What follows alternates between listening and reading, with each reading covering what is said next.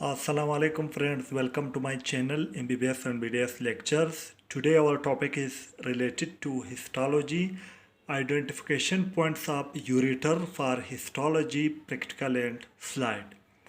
There are four identification points of ureter. Number one, ureter is lined by transitional epithelium. Number two, star-shaped small lumen. Number three, no muscularis mucosa.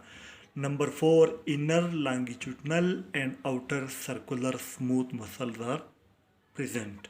These are the four identification points of ureter.